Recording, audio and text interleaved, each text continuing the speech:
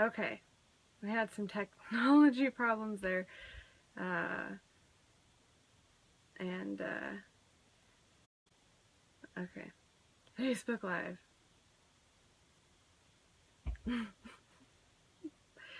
I just sent Rachel a message. We're talking with my therapist, Rachel, this morning about mental health. So we've had a couple little technology challenges. Here she is. Invite to broadcast. Now I'm inviting her. Hi. Did we do it? Okay. Deal. Chris's charging port doesn't work consistently, and for some reason it wasn't working, and it was gonna go off. And then I said I'll use my tablet, and so I switched to that. And when I used my tablet, it wouldn't let me invite you to the broadcast. So a lot of funny Facebook rules, but I think we're good to go now. And thankfully, you only asked the first question. And would you mind if I asked you that again? You can, yes. So it gave me time to refine my answer. Okay. So just a quick introduction for those of you who didn't go through our last failed broadcast. But Rachel is a psychotherapist, and she has a master's in professional counseling. And she's worked over the last 10 years in a variety of fields, including disordered eating and trauma and OCD and anxiety disorders. So thank you for being here with us this morning, Rachel, and for tolerating the technology. I'm so glad. I'm so glad. Yeah, so the first question was if you could, we talk a lot about mental health, and if you could just provide a definition of what mental health is. So I had mentioned when we were recording a few minutes ago that this was the trickiest question for me to answer, because I realized that that probably means something very different to a lot of different people. But I think what it means to me as a person and as a therapist, and what I hear from my clients as well, would be three things. The first is that you are able to cope with day-to-day stress in your life, that you have an array of tools or coping skills to just help you navigate our life and our world, and that those skills and strategies are safe and healthy for you and for other people. The second point would be that you're able to live your life with meaning and purpose, whatever that looks like for you. It could be a beautiful yoga conference that gives to the community and helps people heal and connect with themselves. It could be raising your family. It could be pets. It could be lots of different things that just allow you to express who you are, and that allow you to live your life with purpose and to have meaning in your life. And I think the third thing is that there's at least one person in your life that you have a connection with, a relationship with, a friend, a parent, a spouse, a sister, a brother, someone in your life who knows you and who loves you for who you are and that you care about in return. And I think that we are really meant to be interpersonally connected with one another. And I think that loneliness can really affect someone's mental and emotional well-being. So I think having that relational piece is also very important. Mm-hmm. Well, that's a wonderful definition. I think very 360 perspective on it. So thank you for sharing that. And obviously there are people who seem to struggle a lot more with mental health, and people who have, I guess, defined mental health illness or disorder. And can you just share a little bit of insight on what the current thinking is in the psychology world of what is causing mental health disorders? I know it ranges depending on what the disorder is, but just kind of general theory about what like I think a lot. I guess one of the reasons I'm asking the question is because a lot of people there's still people out there who think that people who have mental health illness or disorder are choosing that behavior or choosing to have that or could easily just change their mind. So um, that's this question, I guess, is are these people choosing to have a mental health disorder, or where is it coming from, and what's actually causing those disorders and illnesses? Well, I think my answer to that is twofold and could be very short and sweet, but I'll elaborate. So the first part is no, people don't choose to have a mental health condition. It is also not something that is their fault.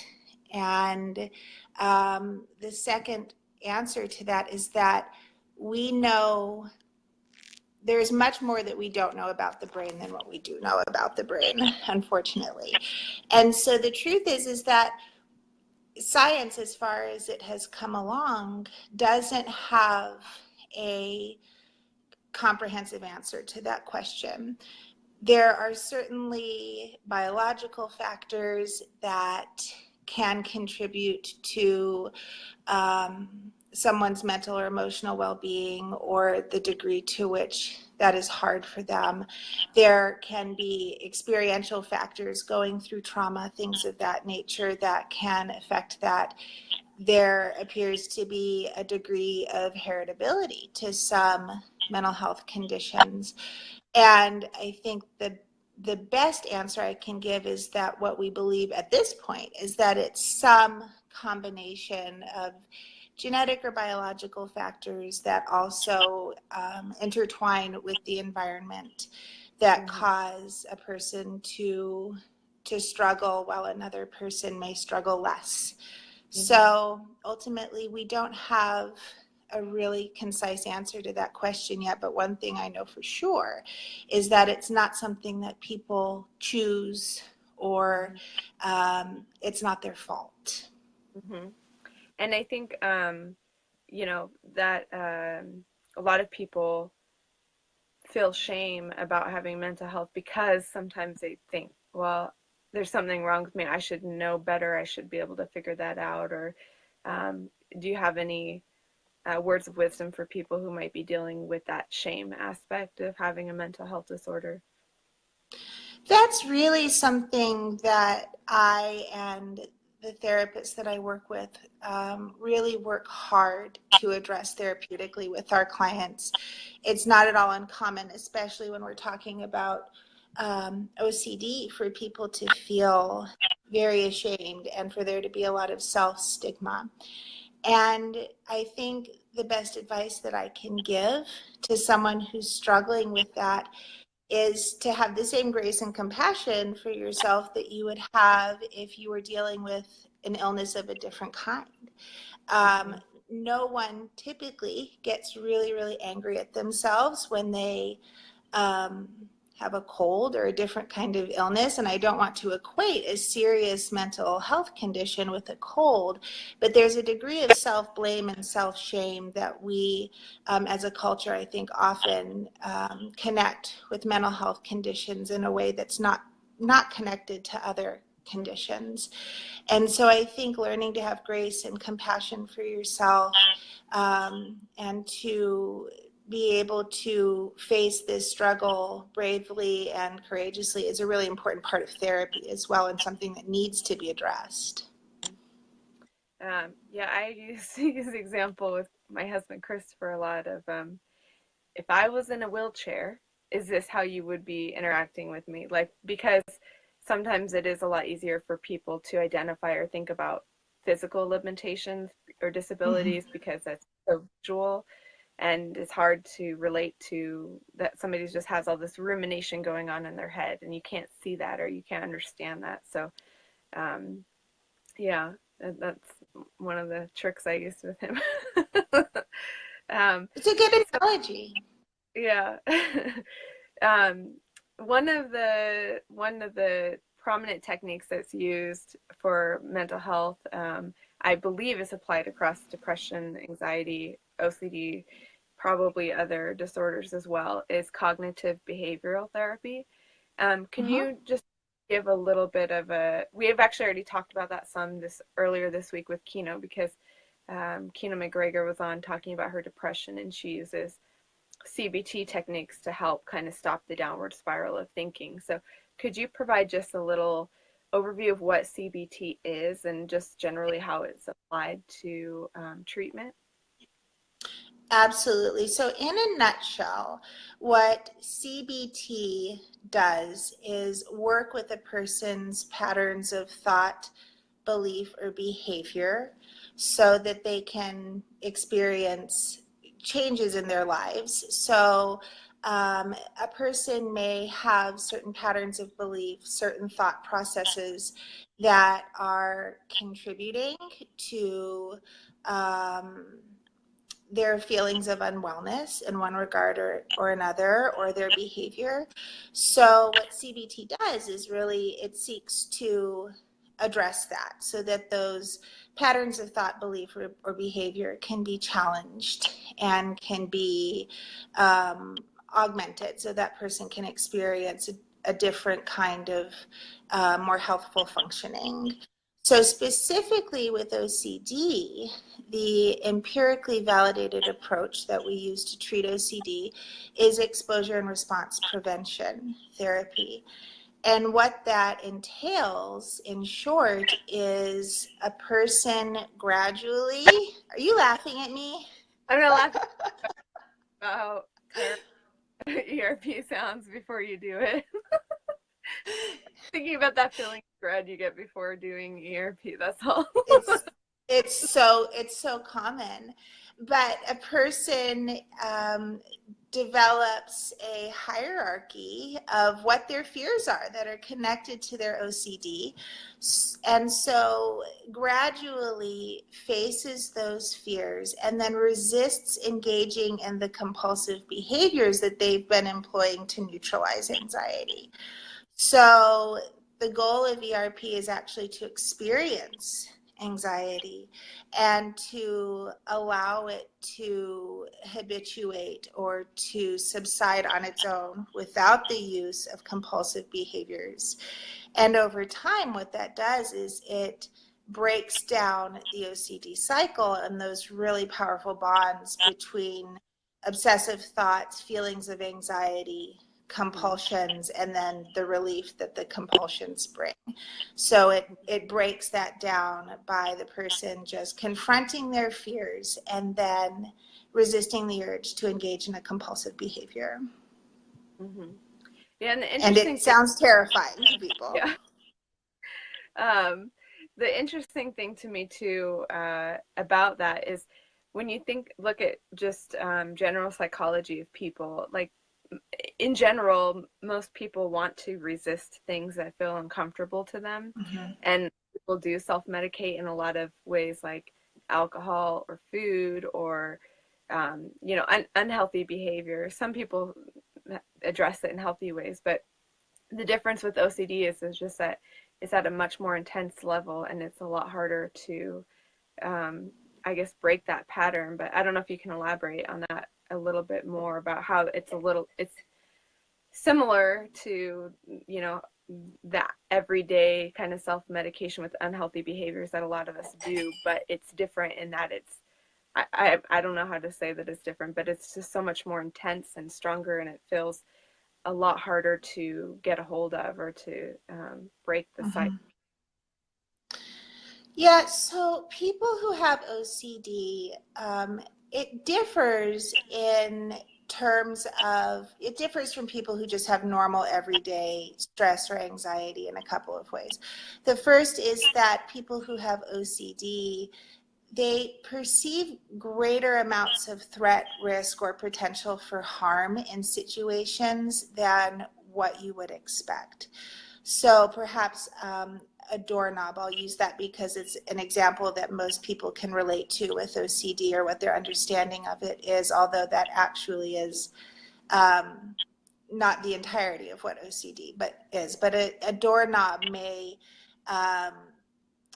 seem like a terrible, threatening part of the environment for a person with OCD in terms of the potential for illness or spreading illness to other people. And so that whatever that trigger is being regarded with much more of a perceived risk or a threat of harm. The second difference is that while most people don't like to experience anxiety, and we all have ways that we attempt to help our anxiety dissipate, people with OCD, that pattern of experiencing a trigger, feeling very anxious, and then engaging in some strategy to alleviate the anxiety, it can become very, very ritualized, and a very powerful cycle will develop. And because of the way that cycle is reinforced in the brain, the compulsive behaviors actually reinforce, strengthen, and increase the presence of obsessive thoughts. And so a really powerful cycle will develop, and the person will feel very afraid and will ruminate or have obsessive thoughts about whatever their OCD content is, even when they're not faced with that. It's very intrusive, and it's very, very debilitating, and can just cause people to experience incredible agony. So it's a little different in a number of respects from someone who, for example, doesn't like spiders or thinks that they're scary. I'll just use that as an example. But it's just far more intense, and the fears are experienced much more pervasively. Yeah, because I guess if somebody was afraid of spiders, that's my sister-in-law, by the way, you know, she describes it to me when she sees a spider, right? She like freaks out, runs away, and goes and gets somebody to get rid of it. And that's it. The spider's gotten rid of, the story is done. But if you're somebody that has OCD, then you're obsessing about how the spider was there, and you don't want to touch that area. And then somebody came in and they touched the spot where it was, and now it's spreading through the rest of the house, and it becomes this intense mind game of keeping track of all of that and just ruminating about that spider and not being able to let it go. And yeah, I really like how you said that, because when someone has OCD, the story of the spider doesn't have an end. The story of the spider continues on far and long past the time that the spider has been physically removed from the environment.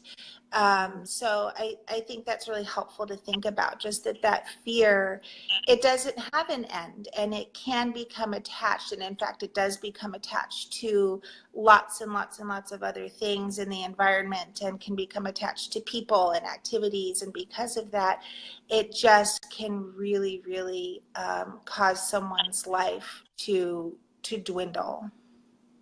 Yeah, I mean, it grows at an exponential rate, and then you can't get a hold of it. Correct. Yeah. And I guess for me, one of the tools that I was really missing before I went to treatment was the being willing to say, yeah, the spider was there, and now something terrible is going to happen. And that seems like that's how you reach that end point with the story, is to accept that, yes, something terrible could happen now because that spider was on the chair. That's absolutely true. And that's a really important part of treatment for OCD, is to help our clients be able to accept uncertainty, and to be able to tolerate anxiety and the presence of risk, which we actually do all day long. I mean, the fact of the matter is that you and I are both sitting here doing our Facebook Live interview because it's important to us. It matters to each of us for really important reasons. And you and I have a really strong and positive rapport. The fact of the matter is that right now my ceiling could fall down on me. That could happen. That is a risk. The ceiling fan is whirling around up there. It could happen, but even though that's possible, I can't say with 100% certainty that it's not. It is possible. I'm still choosing to do this activity with you right now because it matters to me, and that's where I really want to devote my attention. And so for people who have OCD, the presence of that risk is very, very magnified. And so what we're really trying to do in treatment is to help them learn to tolerate the risk of uncertainty, that something bad could happen. That's true. And at the same time, right now, what do we really want to devote our energy and attention to? Well, I want to devote it in this moment to doing this interview with you because I care about this topic and I care about you. And this is where I want my heart space to exist right now. And so learning to tolerate that risk and that uncertainty is a very, very strong component of treatment. Yeah, and that makes me think of a question I have for a little further down the line. But you know, yeah, treatment, you're basically learning to tolerate this uncertainty and be comfortable feeling really uncomfortable, or as comfortable as you can get. And for me, I know when I was doing my exposures, one of the things that really helped me is a lot of times I would say, you know, I have two choices here. I can give in to the OCD, and this is the path that's going to lead me on, or I can resist the OCD, and this is the freedom that it's going to offer me in the future, and being able to connect with that future self and be able to make that decision on that. Do you have any insight on that, or any advice for people on how to connect with that, what the end means of the exposure or the treatment, how that can, I don't know. Do you know what I'm asking? I do. I got you. I'm talking. So I think you said that really beautifully. So when we do exposure therapy for OCD, I am really honest with people about the fact that there's going to be lots and lots of moments in this process that you don't like, that don't feel good, that cause you to feel very, very anxious and very, very frightened. And you're in that moment not going to want to do it. And that's okay. You can have those feelings. But what I really try to help people and support them in is clarifying, what is it that you do want in your life? And what will doing this step, unpleasant though it may be, difficult though it may be, what will it help move you closer towards? And I'm always really clear with my clients that they have the option of doing a compulsive behavior. That's an option. And you know that it's going to bring you relief in this moment. But you also have to be very honest with yourself about the fact that it's going to also have a consequence that you don't like.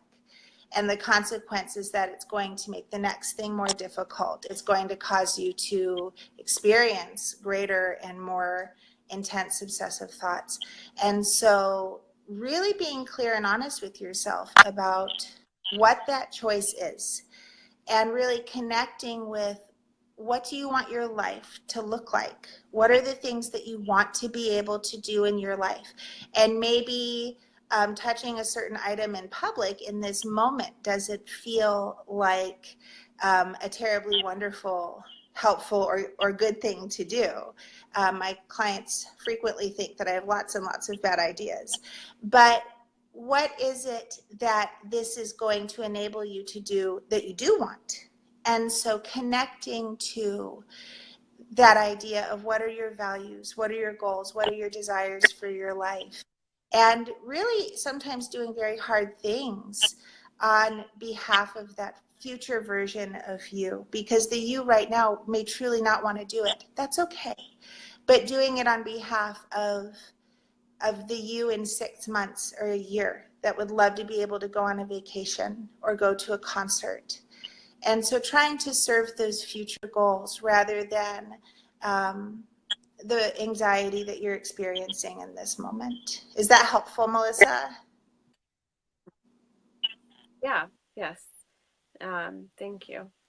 You're slightly pixelated at the moment, so hopefully that'll work out. Yeah. You're clear to me. I can see you just fine. Yeah, you just pixelated there for just a moment, but it's clearing up, it looks like, so that's good. Now, a lot of people, especially with OCD, but with depression or anxiety, anything, it can be a real struggle for people to get to treatment.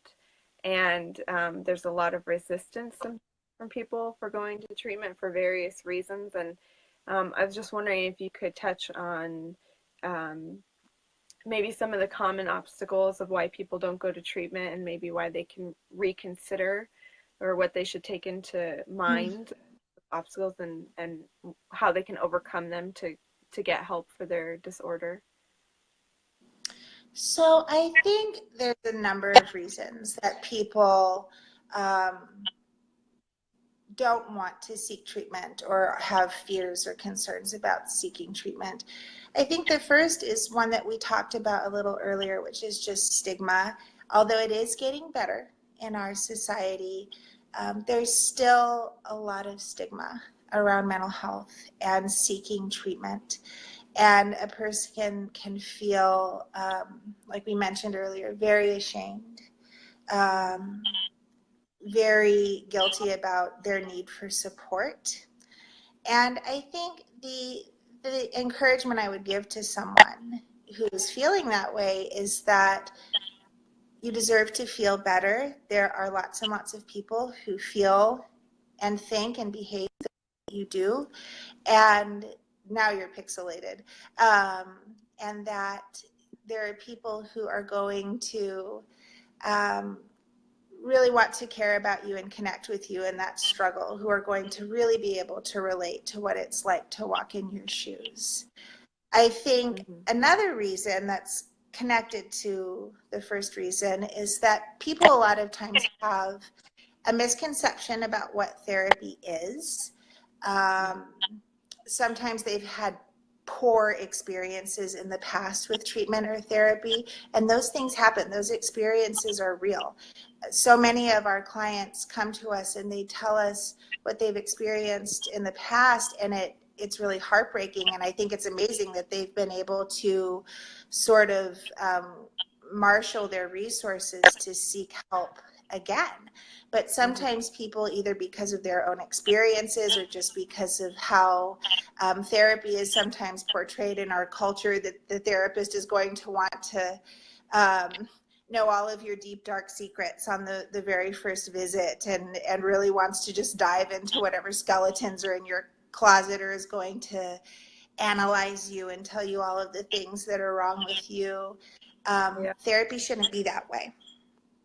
I think another reason, particularly with OCD and ERP, is that sometimes people are just flat scared of treatment and what it's going to require of them. And like we mentioned kind of in our last question, that a lot of the things that they could be asked to do are really, really frightening for them. And so recognizing that for OCD, a good, skillful OCD therapist is going to help manage that journey in a way that is challenging, certainly, but not incapacitating. That it should help you build hope and confidence as you face new fears and challenges and realize that you're capable of much more than what you believed at first. And I see that Sarah has joined us, my wonderful co-therapist. I'm glad to see you. So I think that fear can really drive people to be afraid of seeking treatment. I think sometimes people just aren't ready. Therapy is hard work. It requires an investment of time, energy, and financial resources. And some people at a point in their journey aren't ready for that. I think that something I heard you talk about yesterday in your live video was sometimes people don't really feel like they should take that time or those resources for themselves. And I think that when we do something to better ourselves, when we do something to face our fears, when we decide to seek treatment, that is also a gift for our loved ones, because that means that they then get to have us back in their lives, have that person back in their lives in a more present and available way. And I think the other reason that people sometimes particularly with OCD, don't seek treatment is because they feel hopeless, that they can get better, that the condition can be treatable. That is probably the most heartbreaking reason to me, because in fact, this is a fairly common mental health condition. It's something that lots and lots of people suffer from. Like you mentioned yesterday, walking down the street, you are passing people who also have OCD. And it's also something that is treatable, and there is effective treatment for it that works well for most people. There are also barriers like finances, and a lot of people don't live close to a therapist. Geographic availability or financial feasibility are also very real barriers to someone getting the treatment that they need. Yeah, I mean, it seems because I've done a lot of searching for OCD treatment when I was looking for therapy, and there's not a lot. I mean, even when I was in Seattle area looking there, there's only a few places that really specialize in OCD. And quite honestly, I think people really, unless you have a therapist that's really open to learning and teaching themselves more about OCD, I think going to somebody who specializes in OCD is pretty important. But yeah, for the amount of people who are dealing with OCD and the amount of therapists that are out there, it's not a lot of therapists available in areas. And you touched on the financial resources. And do you have any advice or tips for people? Like, I mean, the reality is that for some people, they just will not be able to afford to It's go. true. And there are resources out there though for people who are in that situation. And can you maybe share a few and elaborate on tools and resources that are available for them? Yeah, absolutely. So for people that do not have the financial resources of going to treatment, there is help out there in other formats. So you mentioned it yesterday. The International OCD Foundation it's a wonderful, wonderful resource for people and clinicians who are impacted by OCD or who are interested in treating OCD. And they do have a therapist finder portion of their website that can allow people to search for treatment in their area. They also have a wide array of articles and information and psychoeducation on their website that can help people. There's a number of wonderful books that have been written to help people with OCD that can be used as sort of a self-study. So John Hirschfield, he's a very prominent clinician in our field, has written a number of books. And so that there is assistance out there. Some therapists also will do distance psychotherapy. So will be able to Skype or do some kind of teletherapy to help people who may just be in a geographic area that doesn't have good access to help. I do think that you're right. I think it's important for OCD in particular to find someone who knows how to treat this condition. The way of treating it is can be very counterintuitive. And so someone who really can help you navigate the process of treatment and can do that in a nuanced way is really, really important. Yeah, and we kind of already talked about how you can end up going through several therapists before you find one that works for you. And do you have any tips or advice for people on any ways to shorten that or to minimize ending up in the wrong therapist's office? Well, that may happen. You may initially end up in the wrong therapist's office. That happens a lot, and I think it's really important that a person finds a therapist that they connect with and have a good fit with, because this therapist is going to be alongside you for this journey doing some really hard things. And so that safe and supportive and trusting relationship is just crucial. I think many therapists, myself included, at our practice at the Gateway Institute, we do a free 30-minute face-to-face consultation so that people can come in and meet us, and we can talk with them about what we have to offer and see if it is a good fit for them. And if not, we do our very best to help them find what will be a good resource for them. We're just devoted to helping people find the help that they need. And so I think that a therapist who does telephonic or face-to-face free consultations, that can be really, really helpful to people. Some clients have, called and just wanted to talk on the phone a little bit before they schedule, and that's fine. We understand that people, it's a big decision for people, and we want them to feel comfortable with the decision that they're making.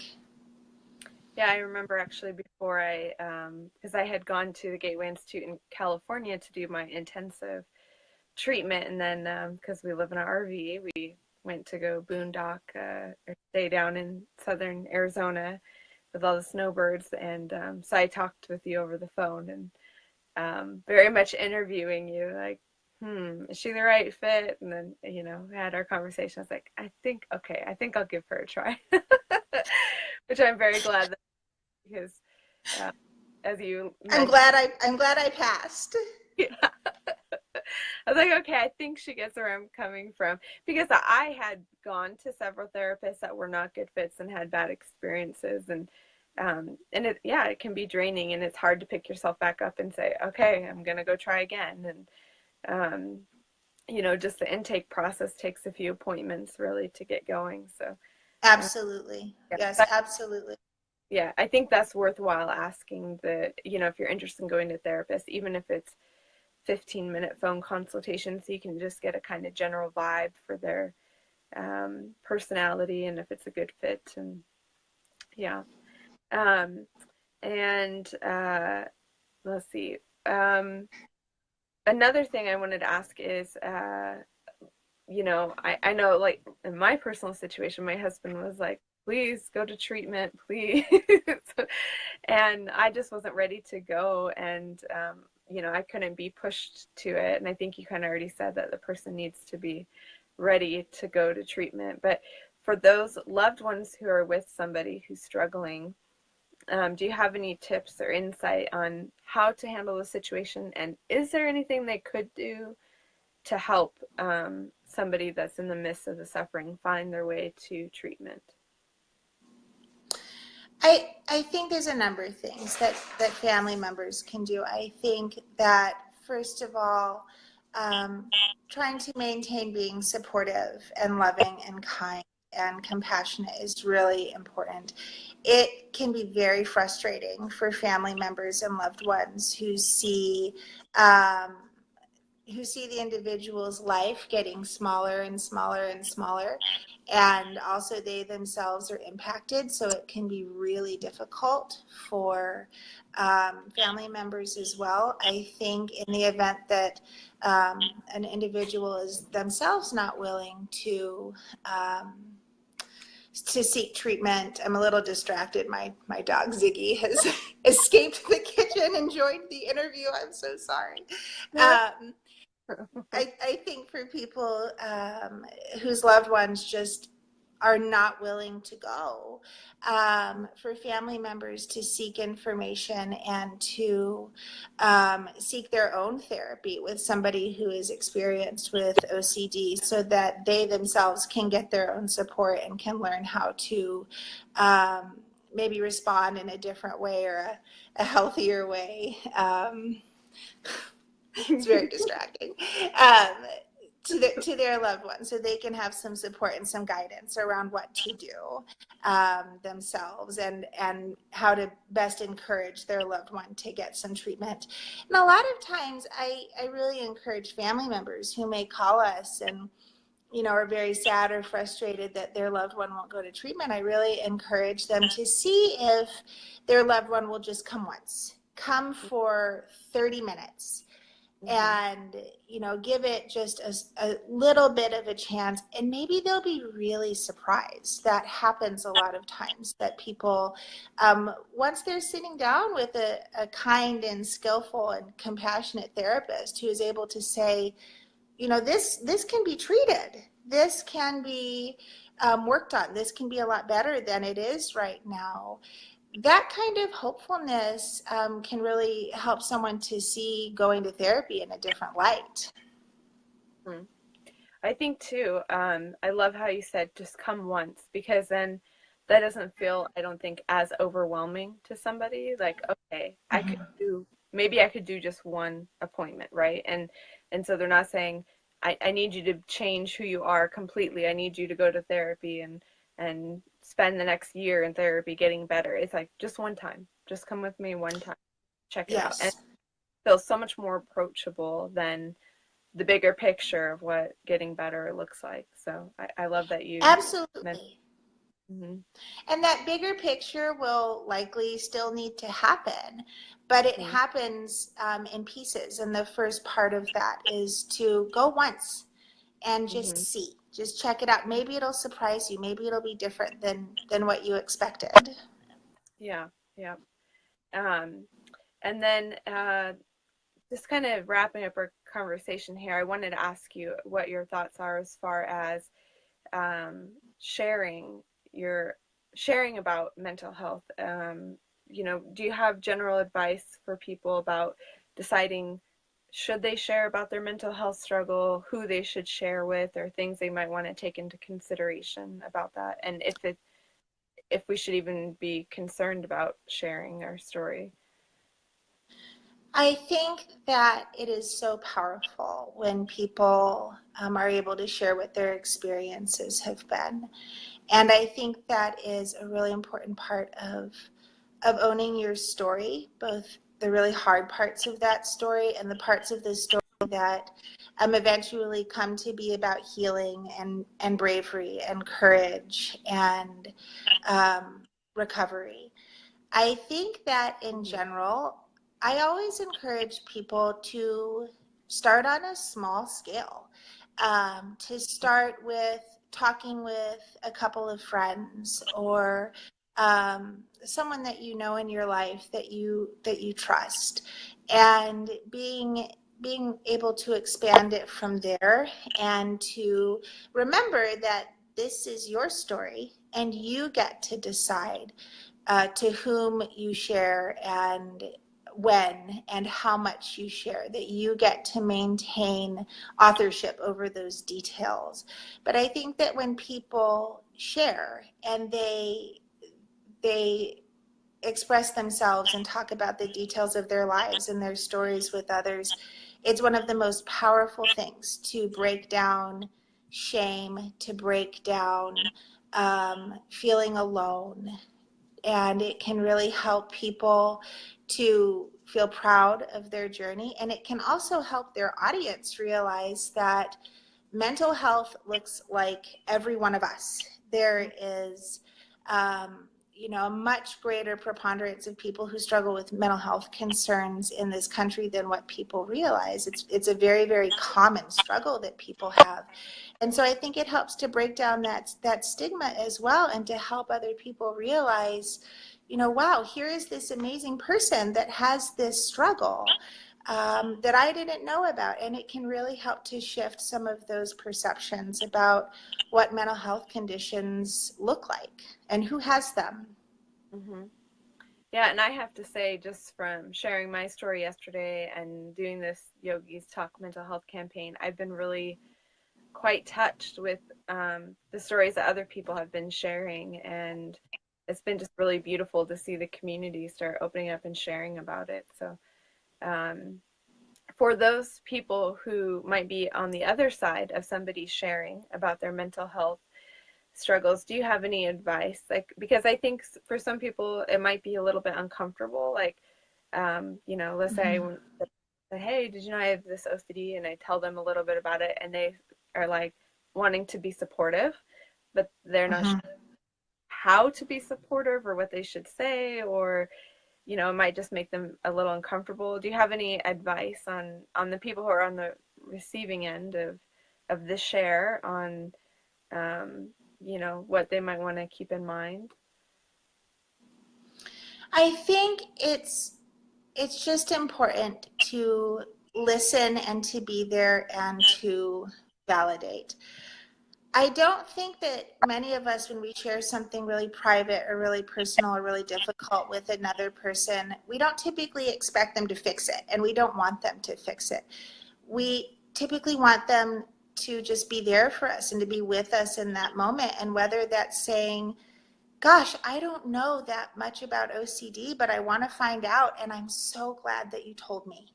Mm-hmm. That was so brave, and I feel close to you for telling me that.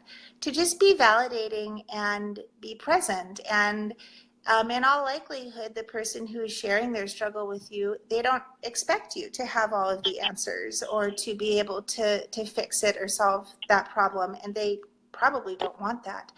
But to just be kind and present and loving and validating, and to just let them know that you're going to be there for them and support them no matter what's happening, that you're there and you're committed. I think that as human beings, that is typically what we want from one another, more than we want someone to sort of try to take ownership of and fix our problems.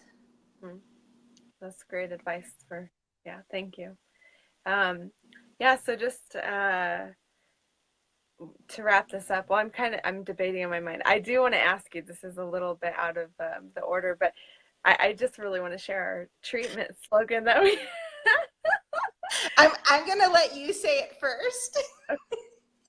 so when Rachel and I were working together, I mean, we had this slogan that we came up that which was that shitty feeling is the way to healing, which is quite catchy. So I just wanted to see if you could just elaborate a little bit on what that means and what that represents. I I just remember the day that that slogan was created, and the fact that I cackled about it for hours because I loved it so much. And it's now immortalized for all time on a needle point in my office that was given to me as a gift. Um, but it was something, so it was funny and it was true. And what it refers to is the idea that in OCD treatment, we actually want that anxiety to be there. We don't want to run away from it. And I apologize for saying a bad word. It feels shitty. And so to be able to face that feeling and embrace it, and to know that that anxiety and being willing to experience it, that's actually what's going to help you with healing from this condition. And so it has been a motto and a slogan ever since, and I can tell you that it's actually helped a number of other people to realize that indeed that shitty feeling is the way to healing. I love it. I think it's just such a great, catchy little phrase. So hopefully It's that, yeah, hopefully that'll help other people as well. They'll catch on. Maybe it'll become modern culture. We'll see. we'll see if it becomes kind of a meme or something on the internet. We'll have to keep an eye out. We came up with it. It was ours first. Um, and so just final question here in closing is could you just take a moment here to share any message of hope or inspiration that you want to impart, especially to people who, um, I think, especially the people who haven't gone to treatment yet, that are still suffering and um, don't really see a way through that suffering? Anything that you can share to just provide some hope and inspiration to them? Absolutely. I want this audience to know, and whoever this video goes before, that healing and recovery is possible, that there is a person or people out there who are waiting for you and want to help and want to support you and will care about you and will be able to um, to know what it's like to walk in your shoes and want to walk alongside you, to walk next to you. And if you haven't, for whatever reason, sought treatment yet, or it's been a poor experience in the past, or it's the first time you've thought about it, to just really think about the fact that there is help out there, that you don't have to do this alone. That can feel very overwhelming for understandable reasons, and that you deserve to have a beautiful life and to be able to rejoin your life, whatever that looks for, or whatever that looks like, rather. So to be willing to take that first step it's the bravest, hardest part of this. And so once you do that, it just tells you wonderful things about yourself and what you're capable of. Thank you for sharing that. I know that's going to inspire some of the people who are watching this video. And thank you so much for making the time this morning to chat with me about this really important topic. And if you are dealing with OCD and you're in the Scottsdale area or the Phoenix area, you can find Rachel at the Gateway Institute there. But you also do intensive outpatient program there as well, right? So people can travel really from anywhere in the United States. For me, I did my treatment in California and I traveled there and stayed there for 3 weeks. So you can travel to Scottsdale and do like it's typically a 3-week program, right? Yes, so we do have regular outpatient psychotherapy that occurs on a weekly basis. Once, twice, 3 times a week, as well as people who come in less frequently, depending on the level of treatment that they would benefit from. We also have an intensive outpatient, like you mentioned, that is 3 weeks of individual therapy, 3 hours per day, 5 days per week. So it's a total of 45 hours of individual therapy over the course of 3 weeks. We use exposure and response prevention. And those treatment options are available at all 3 of our locations in Scottsdale, Orange County, and now the Bay Area. And like I mentioned earlier, we do offer a free face-to-face consultation or a telephone consultation for someone who may not be able to come to the office for a consultation. And you can learn more about all of our programs and locations at gatewayocd.com. So I'm just so grateful that you invited me to do this. I have to tell you, I was terrified. It was a good exposure for me, but it's been a really, really positive experience. I'm just so glad, despite our technical issues at the beginning. It's been so great, and I'm just so glad to see you.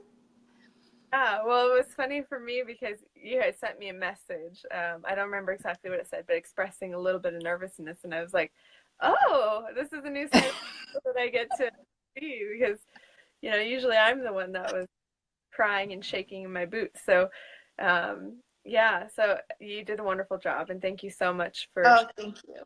Your wonderful insight. And I really appreciate the heart that you put into your treatment, and it just makes it so much more fulfilling for the people who are receiving that. So thank you for all of the beautiful work that you're doing and for being with us here today.